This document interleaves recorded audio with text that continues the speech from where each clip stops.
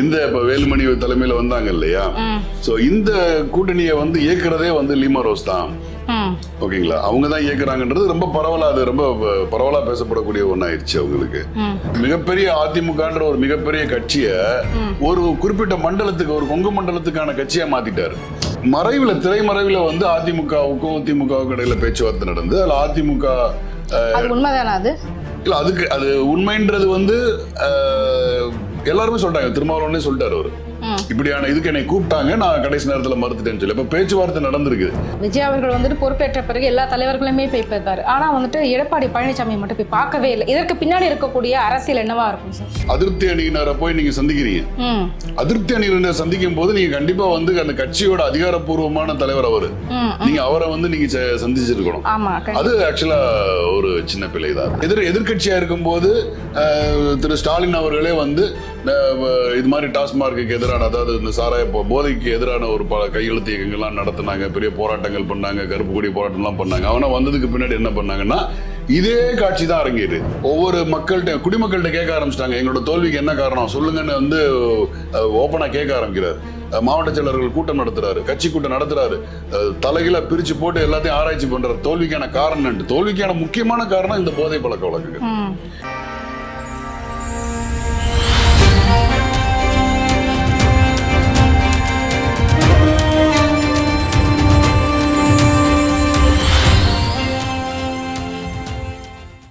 நேர்களுக்கு வணக்கம். இன்றைய நேர்காணலில் நம்மோடு இணைந்திருக்கிறார் சமூக செயற்பாட்டாளர் திரு ஃபரூக் அவர்கள். வாருங்கள் பேசுவோம். வணக்கம் சார். வணக்கம். ஸோ விஜய் அவர்கள் வந்துட்டு கிட்டத்தட்ட ஆட்சி அமைக்க போய் 1 மாத காலம் முடிஞ்சிருச்சு அப்படின்னு கூட எடுத்துக்கலாம். ஸோ இந்த 1 மாத காலத்தில் வந்துட்டு இன்னும் அமைச்சரவை இன்னும் விரிவாக்கம் பண்ணாமல் இருக்கிறாரு, இன்னும் நிறைய விஷயங்கள் செயல்படுத்தப்படாமல் முடக்கப்பட்டிருப்பதாக சொல்லப்படுகிறது. உங்க கருத்து என்ன சார்? முடக்கப்படவில்லை, எல்லாம் இயல்பா போயிட்டு இருக்கு. அவருக்கு தேவையான பெரும்பான்மை கிடைச்சிருச்சு.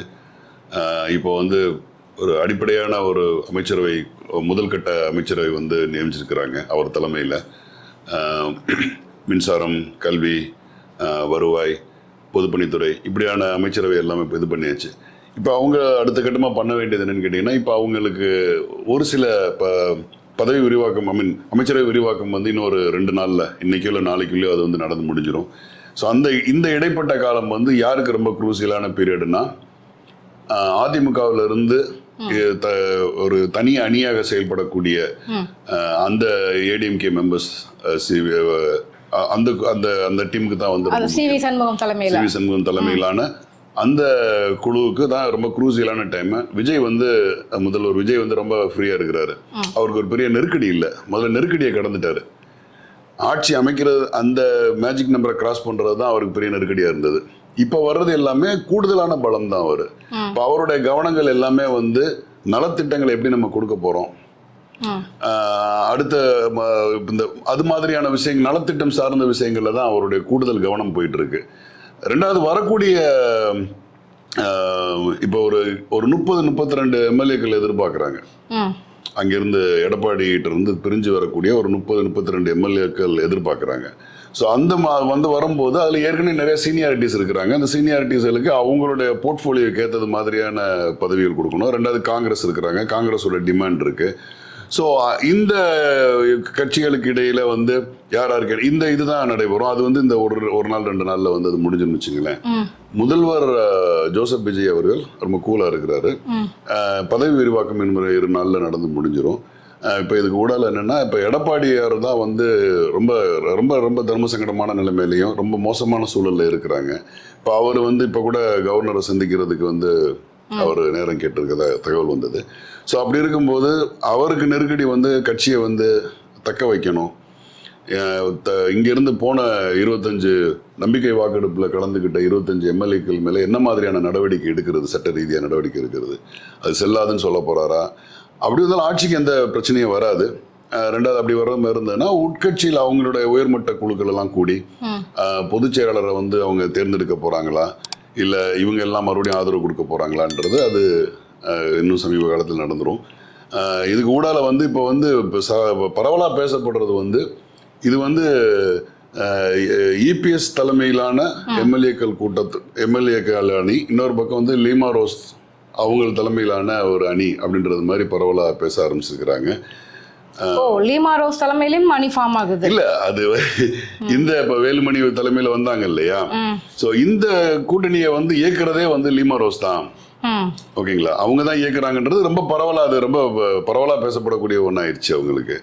சரிங்களா, இப்ப வந்து கட்சியை கட்டமைக்கிற வந்து இப்போ அவங்க மறுபடியும் லீமா ரோஸ் வந்து இன்னொரு புரட்சி தலைவியா மாற போறாங்களா, இல்ல வந்து இந்த கட்சி வாய்ப்புகள் இருக்குங்களா? ஆமா, பெரும்பான்மை நீங்க வின் பண்ணதுல மொத்தத்துல 25 பேர் வந்து அவங்க கையில இருக்கிறாங்க. எப்படியும் ஒரு 30 பேர் ஆதரவு தெரிவிச்சாங்க. அந்த இன்னும் அந்த அது வரைக்கும் எடப்பாடி பழனிசாமியோ இல்ல சி.வி. சண்முகம் அவர்களோ இல்ல எஸ்.பி. வேலுமணி அவங்கள விட்டுருவாங்க நினைக்கிறீங்களா? அந்த அளவுக்கு இல்ல இது விட்டுருவாங்கன்னா எடப்பாடி ஒரு அணி அவர் தனித்து விடப்பட்டார். இங்க சி.வி. சண்முகம், வேலுமணி இந்த தலைமையிலான அந்த ஒரு 25 பேர் நம்பிக்கை தீர்மானத்துக்கு ஆதரவா செயல்பட்டாங்க இல்லையா, அவங்களோட அணி எப்படி சொல்லப்படுதுன்னா இது வந்து லீமா ரோஸ் அவர்களால் இயக்கப்படுற அணி, அவங்களால உருவாக்கப்பட்ட அணி, இந்த தாவேக்காவுக்கு கொண்டு வரப்படுறதுக்காக அவங்க முயற்சி பண்ணி இருக்கிறாங்கன்றதான் பேச்சு. இப்ப என்னன்னா அதிமுகவை வந்து ஒரு கட்டமைப்புக்குள்ள கொண்டு வரணும், ஒரு ஸ்திரத்தன்மையை கொண்டு வர்றதுக்கு என்ன முயற்சிகள் எடுக்க போறாங்க அப்படின்றத பொறுத்து இருந்து பார்க்கணும். ஏன்னா மெஜாரிட்டி வந்து இந்த பக்கம் இருக்கிறாங்க. ஓகேங்களா, ஸோ மெஜாரிட்டி இந்த பக்கம் இருக்கும்போது எடப்பாடி தனித்து விடப்பட்டிருக்கிறார் அப்படின்போது அவர் போய் கவர்னரை பார்க்குறாங்க. கவர்னர்கிட்ட போய் அவங்க வந்து இவங்க பதவி செல்லாதுன்னு சொல்ல போறாரா, இல்ல இதை காட்டி வந்து உயர்மட்ட பொதுக்குழுலாம் கூட்டி அவங்க வந்து எப்படி முடிவெடுக்க போறாங்கன்னு ஆக மொத்தம் பாத்தீங்கன்னா எடப்பாடியோட கைகள் வந்து தளர்ந்துருச்சு. ஓகேங்களா, அதுவும் இல்லாம எடப்பாடி செய்த மிகப்பெரிய தவறாக சுட்டி காட்டப்படுவது வந்துட்டு திமுக அது இப்ப சரிவர கையாளவே இல்லை அப்படின்ற தப்பு நீங்க எடுத்துக்கிறீங்களா சார்? ஏன்னா அந்த திமுக எதிர்ப்பை வந்து பிடிச்சுதான் வந்துட்டு இன்னைக்கு தாவேகா வந்து இந்த இடத்துக்கு வந்து வந்திருக்காங்க. ஸோ வந்துட்டு அதிமுக அப்படின்னாலுமே வந்துட்டு திமுக எப்பவுமே அகைன்ஸ்டா நிற்கக்கூடிய கட்சி. அதை வந்துட்டு எடப்பாடி அவர்கள் வந்து சரியா கையாளவே இல்லை அப்படிங்கிற அந்த குற்றச்சாட்டை நீங்க எடுத்துக்கிறீங்களா? இந்த திமுக வந்து எதிரில் நிப்பாட்டி அது வந்து திமுக எதிர் அரசியல் பண்றன்னு ஒரு வந்து உணர்வு, அதாவது அதிமுகவோட உணர்வை தூண்டக்கூடிய ஒரு விஷயம் வந்து காலங்காலமா பண்ணிக்கிட்டு இருக்கிறாங்க. ஆனா கொள்கைன்னு பாத்தீங்கன்னா நீங்க அதிமுக வேற இல்ல, திமுக வேற இல்ல. சோ மக்கள் கிட்ட, அதாவது இது பழைய காலமா இருக்கலாம், ஆனா மக்கள் கிட்ட என்ன சொல்லணும்னா திமுக ஒரு சரியா கையாளல, நல்ல ஆட்சி கொடுக்கல, இந்த கொள்கையை நிலைநிறுத்தக்கூடிய நாங்க நல்லாட்சி கொடுப்போம் அப்படின்றதான் வித்தியாசம் இருக்கு. இல்ல அண்ணாமலை அவர்களே பாத்தீங்க அப்படின்னா ஒரு காலத்துல வந்துட்டு ரொம்ப வீரியமாக செயல்பட்டு இருந்தார். ஃபைல்ஸ் எல்லாம் தப்போ ரைட்டோ ஏதோ ஒண்ணு செஞ்சுக்கிட்டே இருப்பார். ஒரு கட்டத்துல எதிர்கட்சி யார், அண்ணாமலையா எடப்பாடியா அப்படின்ற அளவுக்கு கூட ஒரு கொஸ்டின் மார்க் வந்து இருந்தது. அந்த அளவுக்கு வந்துட்டு ஓரளவுக்கு ஓகே நமக்கு வந்து இந்த ஒரு பொறுப்பே போதும், கட்சி லெவல்ல இந்த பொறுப்பு போதும் அப்படின்ற மனநிலைக்கு வந்த மாதிரி தெரியுது. இல்ல அவரு மிகப்பெரிய அதிமுகன்ற ஒரு மிகப்பெரிய கட்சிய ஒரு குறிப்பிட்ட மண்டலத்துக்கு, ஒரு கொங்கு மண்டலத்துக்கான கட்சியா மாத்திட்டார். தன்னோட அதிகார ஆசைக்காக அந்த அவ்வளவு பெரிய கட்சியில வலிமையான யாரும் இரண்டாம் கட்ட தலைவர்கள் வந்துடக்கூடாது, தனது இருப்புக்கு வந்து போட்டி வந்துடக்கூடாதுன்னு சொல்லி அந்த இரண்டாம் கட்ட தலைவர்களை ஃபுல்லா ஓரம் கட்டிட்டார். இருந்தாலும் வந்து இந்த 10-11 தேர்தல்கள்லையும் வந்து ஓரளவுக்கு ஒத்துழைப்பு கொடுத்து தான் எல்லாமே இருந்தாங்க. கடைசியில் அது வந்து பொறுக்க முடியாத இடத்துல வெடிச்சிருச்சு. இப்ப அவர் வந்து கட்சியை கட்டமைக்கிறதுக்கு அவர் பணிஞ்சு போவதை தவிர வேற வழி இல்லை. இபிஎஸ் அவர்கள் வந்து இரண்டாம் கட்ட தலைவர்கள் எல்லாத்தையும் இல்ல எதிரணியில இருக்கக்கூடிய தனக்கு எதிராக இருக்கக்கூடிய எல்லாரையும் அரவணைச்சு கட்சியை கட்டமைக்கிறதுக்கு பண்ணணும். கண்டிப்பா வந்து இப்ப எதிரணியில இருக்கக்கூடிய அந்த அதிமுக எம்எல்ஏக்கள் மரியாதைக்குரிய சசிகலா அம்மை அவர்களையும் உள்ள அழைப்பார்கள், தினகரன் டிடிவி தினகரன் அவர்களையும் உள்ள அழைப்பார்கள் அப்படின்னு ஒரு எதிர்பார்க்கப்படுது. அப்படி ஒரு நல்ல விஷயம் நடந்ததுன்னா மறுபடியும் இபிஎஸ் அவர்கள் கொஞ்சம் விட்டு கொடுத்தாருன்னா மறுபடியும் கட்சி வந்து கட்டுக்குள்ள வந்துருன்ற ஒரு நம்பிக்கை இருக்கு. கண்டிப்பாக. ஆனா பாத்தீங்க அப்படின்னா செங்கோட்டையன் ஆகட்டும் இல்ல போன மற்றவங்களாகட்டும் எல்லாருக்குமே வந்துட்டு கட்சி வந்து மறுபடியும் ஒருங்கிணையணும், சசிகலா உள்ள வரணும், பன்னீர்செல்வத்தை உள்ள கொண்டு வரணும், டிடிவி எல்லாம் வந்து இணையணும், இந்த மாதிரி ஒரு ஆசை ஆர்வம் எல்லாருக்கிட்டையுமே இருக்குது. அப்படின்னும் போது ஏன் இபிஎஸ் அவர்கள் இவ்வளவு பிடிவாதமா இருப்பதற்கான ஒரே காரணம் பதவி வந்து விட்டு பதவி மட்டும் இல்லைங்க, பதவி மட்டும் இல்ல, தன்னுடைய முழு பிடியும் வந்து அவர் வந்து மத்தியில் ஆளக்கூடிய பிஜேபி தரப்புல ஒப்படைச்சிட்டாங்க.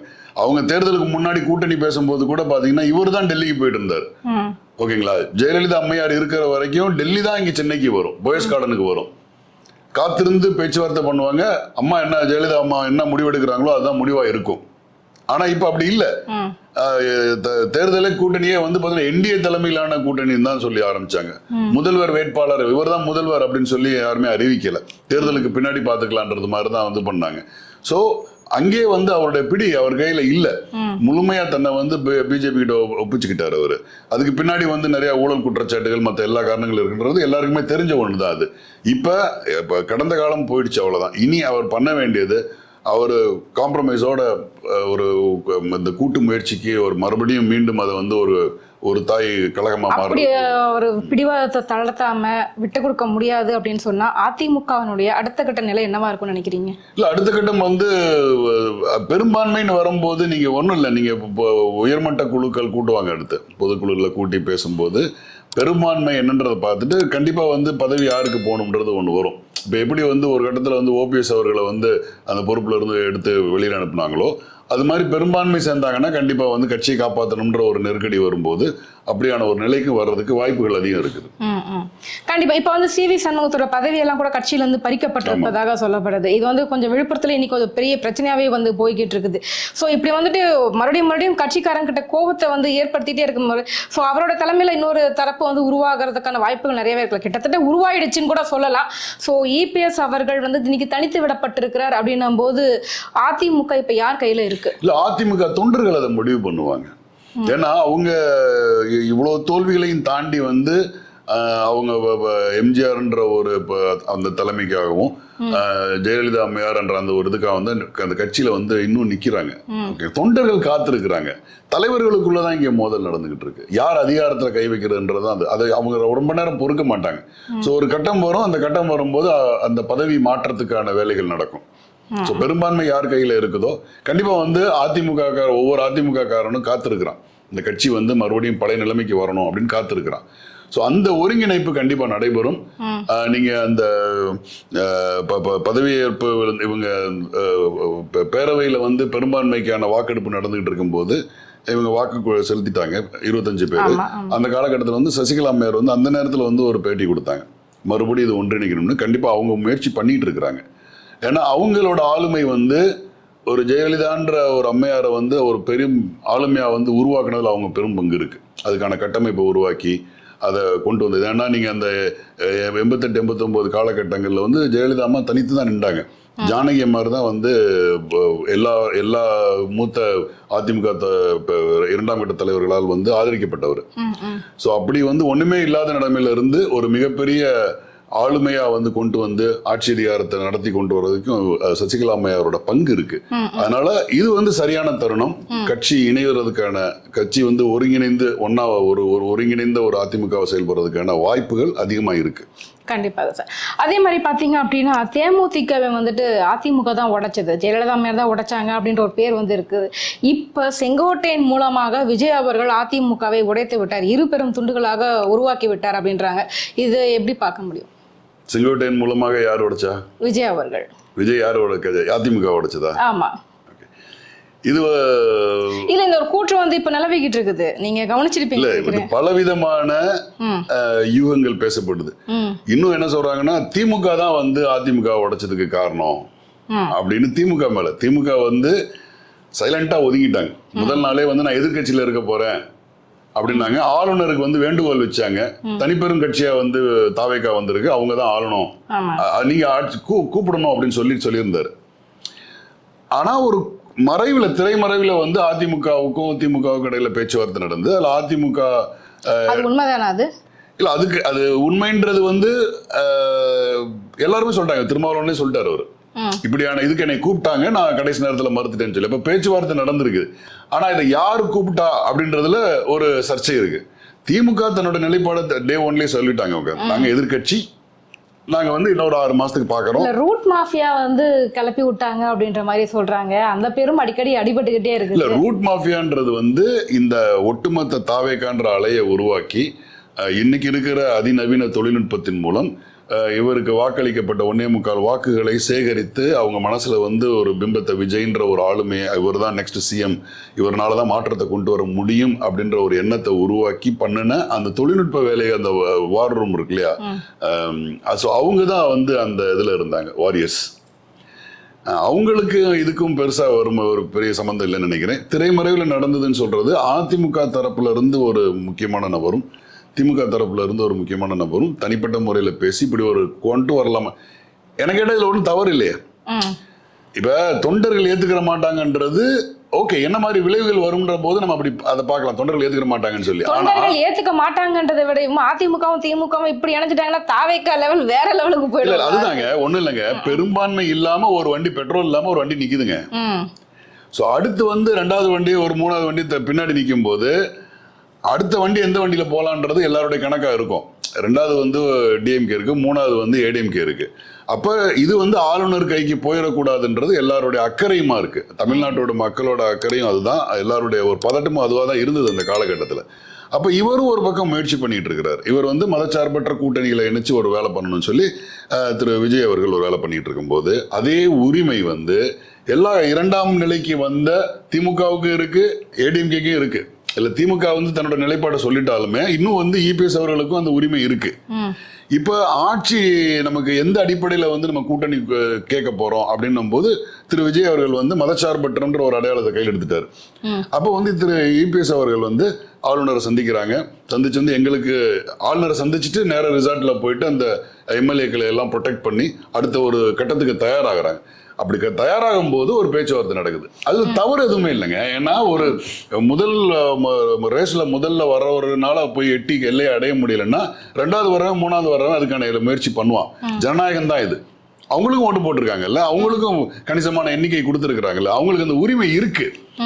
ஆனா தலைவர்கள் சந்திச்சு பேசி கொள்ளும் போது இல்ல இது நம்மளுடைய கட்சி நிலைப்பாட்டுக்கு தொண்டர்கள் வந்து நம்மளை ஏத்துக்கிற மாட்டாங்க அப்படின்னு சொல்லி அதை நாகரிகமா முடிச்சுக்கிட்டாங்க.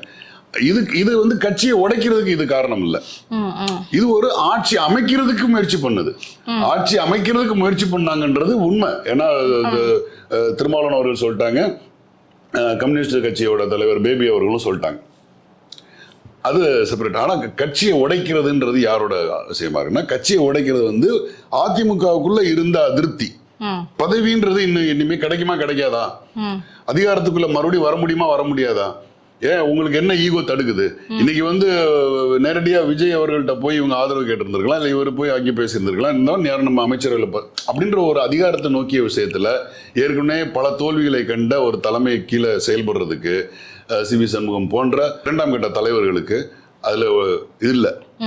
அதனால வந்து உடைய நிர்பந்தம் வருது. இதுக்கு பின்னாடி வந்து நம்ம ஏற்கனவே சொன்னது மாதிரி இது சந்தேகமா அதுதான் உண்மையானு தெரியல.